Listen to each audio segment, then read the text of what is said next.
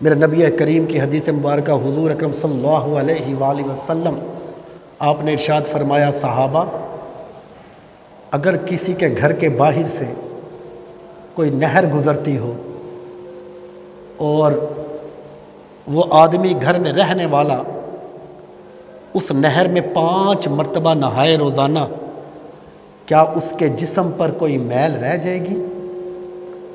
صحابہ عرض کرنے لگے، یا رسول اللہ فدا کا امی وابی، ہمارے والدین یا رسول اللہ قربان ہو جائیں، جو بندہ ہی 5 مرتبہ نہائے دن میں اس کے جسم پر تو کوئی میل نہیں رہے گی۔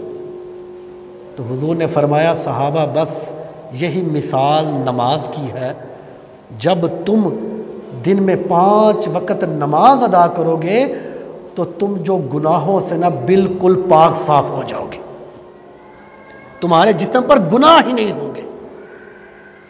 جب بندہ فجر کی نماز ادا کرتا ہے نا، پھر جا کر ظہر کی نماز ادا کرتا ہے، اس دوران جتنے اس نے کوئی گناہ کیے ہوتے ہیں نا، وہ گناہ جڑ جاتے ہیں۔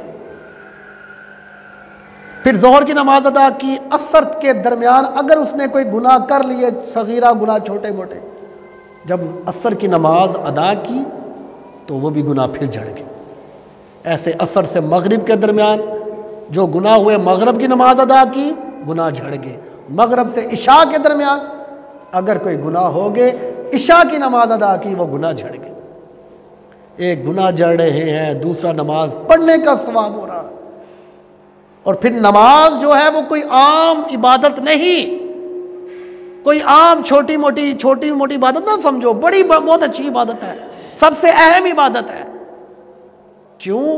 حضور نے فرمایا نماز جو ہے وہ مومن کی معراج ہے، مومن کی معراج ہے۔ جو مومن ہوتا ہے نماز تو اس کی معراج ہوتی ہے۔ معراج کا مطلب کیا؟ کہ رب سے ملاقات ہو رہی ہوتی ہے، رب سے ملاقات ہو رہی ہوتی ہے جب تم نماز ادا کرتے ہو۔ تو پھر جب تم نماز ادا کرنے آتے ہو تو پھر یہ تو سوچو نا کہ ہم نے کس سے ملاقات کرنے جا رہے ہیں؟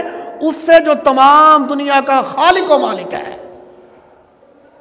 اس سے ملاقات ہو رہی ہے، مومن کی معراج ہے۔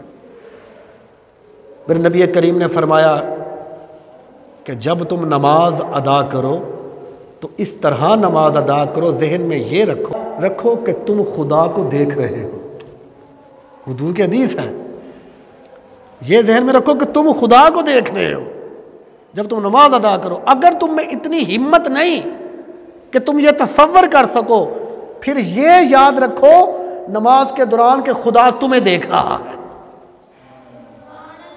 خدا تمہیں دیکھ رہا ہے۔ اتنی نماز میں محبت ہے رب کے ساتھ، اتنا یہ عبادت فرض، اتنا یہ اہم فریضہ ہے، یہاں تک کہ قیامت کے دن اگر سب سے پہلا انسان سے سوال کیا جائے گا نا، وہ نماز کا سوال کیا جائے گا۔ سب سے پہلا سوال جو ہوگا ہر بندے سے قیامت کے دن، جب بھی حساب کتاب شروع ہوگا، پوچھا جائے گا بندے تو نے نمازیں کتنی ادا کی ہیں؟ سب سے اہم سوال ہے۔ تو جب تم نمازوں کے سوالوں کے جواب دو گے تو آگے جاؤ گے۔ بتانے کا مقصد یہ ہے کہ یہ بڑی اہم چیز ہے، اس کو بڑے احسن طریقے سے ادا کرو۔ تو حضرات محترم، بات یہ ہے کہ نماز ادا کرو، نماز پڑھا کرو۔ اگر جب تم نماز پڑھو تو اس کا طریقہ کار سیکھ لو اور پورے طریقے سے نماز ادا کرو۔ نماز پڑھنے سے پہلے تم وضو جو ہے وہ ضرور کرو اور اچھے طریقے سے کرو۔